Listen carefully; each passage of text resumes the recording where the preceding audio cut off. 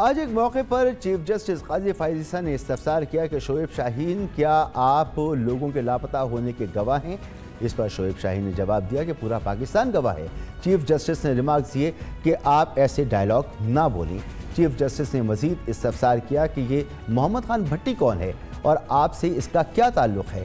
Chief justice نے معلوم کیا کہ آپ نے عمران ریاض خان کا ذکر کیا ہے، یہ کون ہے اور کیا یہ اب بھی لاپتہ ہے؟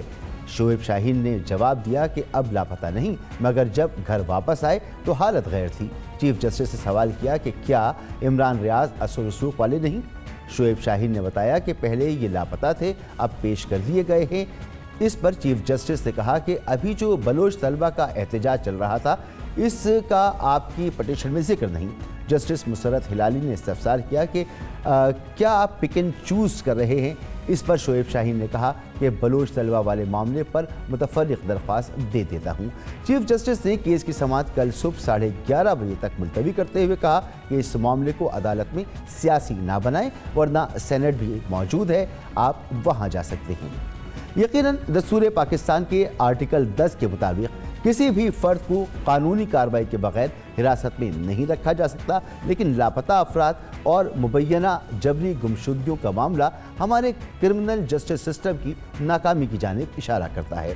تاہم خوش آئند بات یہ ہے کہ نظام انصاف کے ذریعے ہی اس معاملے کا دیر پا اور مؤثر حل تلاش کرنے کی کوششوں کا ایک نیا آغاز ہوا ہے۔ اس تمام صورتحال پہ بات کریں گے، ہمارے ساتھ موجود ہیں جناب اعتزاز احسن صاحب، سابق وزیر قانون بھی ہیں، اور پٹیشن بھی جو آج سنی گئی وہ اعتزاز احسن صاحب کی پٹیشن تھی۔ بہت بہت شکریہ اعتزاز احسن صاحب۔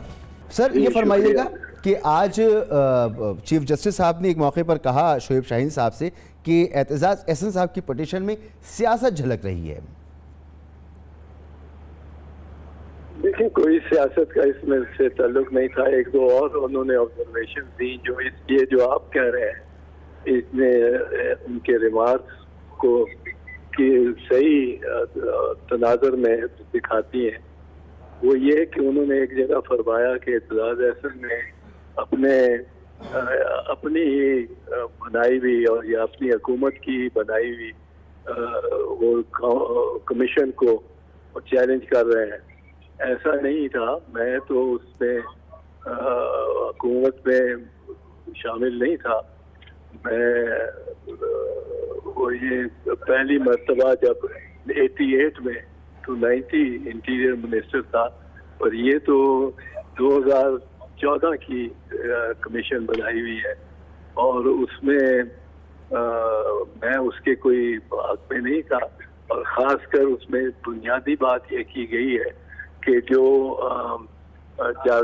جسٹس جاوید اقبال صاحب ہے، ایک تو انہوں نے کام نہیں کیا، کچھ پیسہ بہت ضیاع کیا پیسے کا، اور مراعات وہ چیز جج سپریم کورٹ کی بھی لیتے رہے اور اس سے زیادہ اضافی بہت ساری مراعات، اور ایک آدمی کو انہوں نے برآمد نہیں کرایا۔ اور پھر یہ ہے کہ 10 سال 11 سال سے وہ بیٹھے ہوئے ہیں، اور چونکہ ویسے ہی وہ ریٹائرڈ جج ہیں، ان کی نہ کوئی سنتا ہے نہ کوئی مانتا ہے۔ تو ہم نے جو کمیشن پروپوز کی ہے وہ ایسے جج صاحب سپریم کورٹ کے ایسے جج ہوں جو کم از کم 2 سال ان کے بقایا ہوتے ہوں، رہتے ہوں ان کی ٹینیور کے۔ تو دوسری بات یہ ہے کہ چیف جسٹس صاحب نے یہ بھی آبزرویشن دے دی کہ اعتزاز احسن نے یہ سیاسی لگتا ہے کام کیا ہے۔ ہم نے بالکل سیاسی نہیں کیا، اس کو بالکل غیر سیاسی رکھا ہے۔ ایک سچویشن ہے جو نظر آ رہی ہے، ایک نیا قسم کا، لیکن اغوا یہ ہوا ہے کہ اغوا کنندہ کو، بغوی کو اٹھا کے غائب کر دیتے ہیں۔ خاندان ان سے پیچھے پریشان ہوتا ہے، کدھر لے گئے، اور کچھ مہینے یا 6 ہفتے بعد وہ جب برآمد ہوتا ہے تو اس کا سافٹ ویئر جس کو کہتے ہیں سارا ہی بدلا ہوتا ہے۔ جو اس کی سیاسی وابستگیاں پہلے ہوتی ہیں وہ اس نے ترک کی ہوتی ہیں، اور وہ یہ بھی سے کھیلتے یہ بھی نہیں بتاتا کہ کہاں وہ غائب رہا ہے، کہاں کس کے پاس رہا ہے، کوئی اس کا بیان نہیں۔ وہ چلا کاٹ کے کوئی آ رہا ہے، کوئی ویسے ہی نکلا ہوا تھا، سیر و تفریح کرنے کے لیے چلا گیا، کوئی نہیں بتاتا کہاں تھا کون تھا۔ تو یہ ہم نے کہا ہے کہ یہ زیادہ آسان ہے.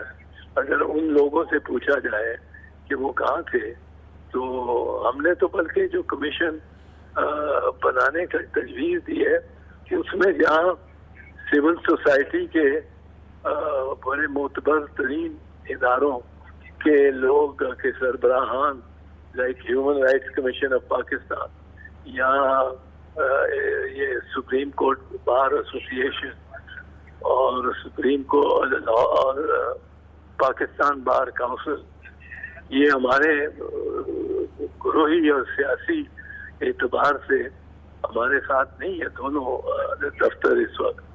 لیکن ہم نے یہ عہدے کو پریفرنس دی ہے. اس میں ہم نے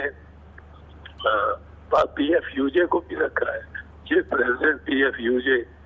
تو اس قسم کی, اور اس میں ہم نے یہ بھی کہا ہے کہ ایجنسیوں کے بھی سینئر ترین افسران ایک دو ضرور ڈالیں بیچ میں, تاکہ جن پہ شک و شبہ لوگ کرتے ہیں وہ بھی اپنی صفائی دے سکیں اور اس میں ممد اور معاون ہو سکے. بالکل ان کی گمشدہ لوگوں. سر مجھے اجازت دیجیے گا کہ میں آپ سے مزید ایک سوال کر سکوں اسی تناظر میں. اس پٹیشن میں جو براہ راست متاثرہ جماعت ہے وہ پی ٹی آئی معلوم ہوتی ہے, اس کے لوگ ہیں. چیف جسٹس صاحب نے سماعت کے دوران یہ بھی کہا, لوگوں کے نام لیے باقاعدہ, کہ یہ وہ تمام لوگ ہیں جو وسائل رکھتے ہیں, خود درخواست لے کر آ سکتے ہیں. کیا بہتر نہ ہوتا کہ پی ٹی آئی جماعت کے طور پر یہ پٹیشن لے کر جاتی تو اس میں زیادہ وزن ہوتا, یا آپ سمجھتے ہیں کہ نہیں آپ نے جو جمع کرائی کی درخواست یہی طریقہ زیادہ مناسب ہے؟ نہیں, ہم نے تو اس میں بلوچوں کا بھی وضاحت سے ذکر کیا ہے.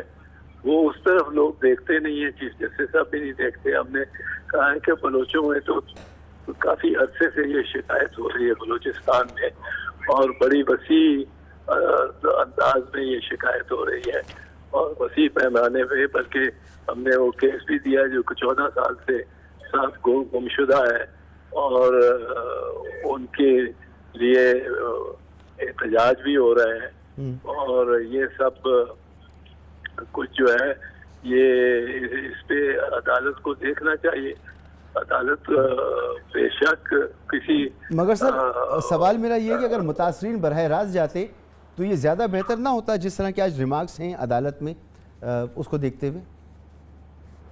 نہیں, متاثرین تو اپنا لہجہ ہی بدل کے آئے ہوئے ہیں نا. متاثرین تو یہ آئے ہی, ان کا تو یہ بتاتا ہے, ان کا بیانیہ ہی واپس جب وہاں گزار ہو کے وہ آتے ہیں تو وہ بتاتا ہے بیانیہ ہی کہ وہ اپنے تو پچھلے سارے جو ان کے ماضی کا جو بھی وابستگیاں ہیں اور جو بھی ان کی سیاست تھی اس سے بالکل کنارہ کش ہو رہے ہیں, یا سیاست چھوڑ رہے ہیں, یا پارٹی چھوڑ رہے ہیں, یا اپنی لیڈرشپ کو برا بھلا کہہ رہے ہیں. تو وہ تو اب ظاہر ہے جانے کو تیار نہیں ہوں گے, لیکن وہ اپنا تجربہ تو بتا رہے ہیں دنیا کو. دنیا دیکھ رہی ہے کہ ایسا ہی ہو رہا ہے. تو اس لیے اگر ان میں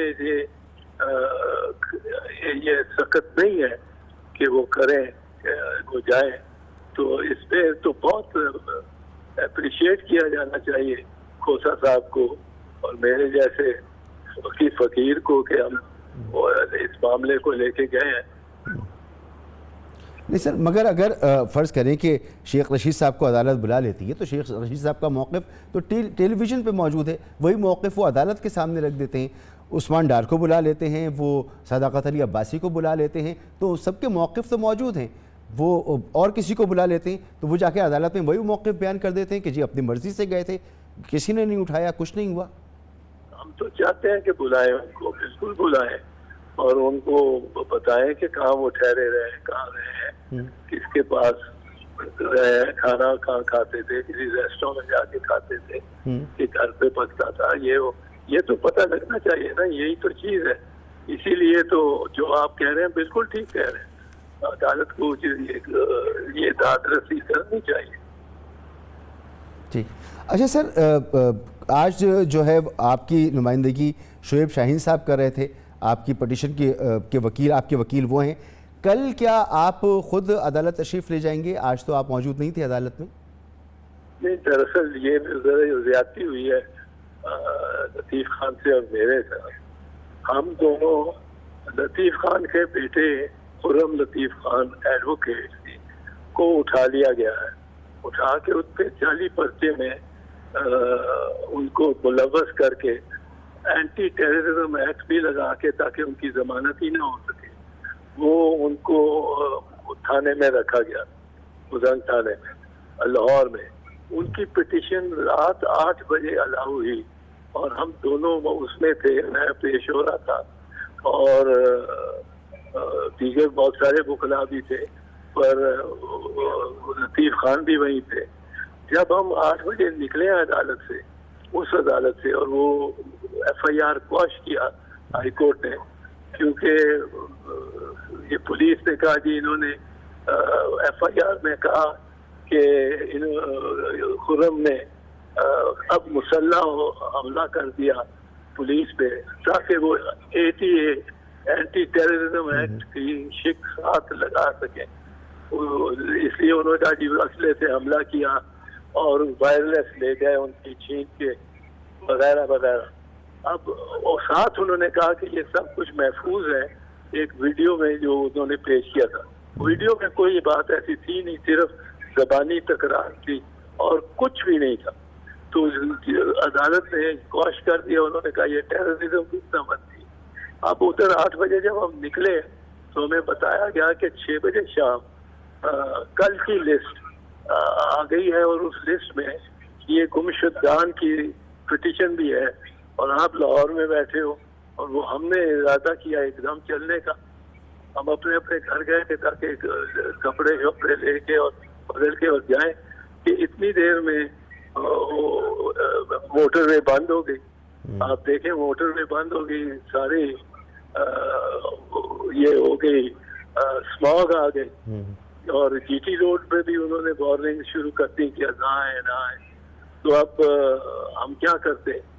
میں اس لیے نہیں پیش ہوا اور لطیف خان بھی اس لیے نہیں پیش ہوا. کل انشاءاللہ ہم اب پہنچ گئے اسلام آباد, تو انشاءاللہ کل ہم پیش ہوں گے. ٹھیک.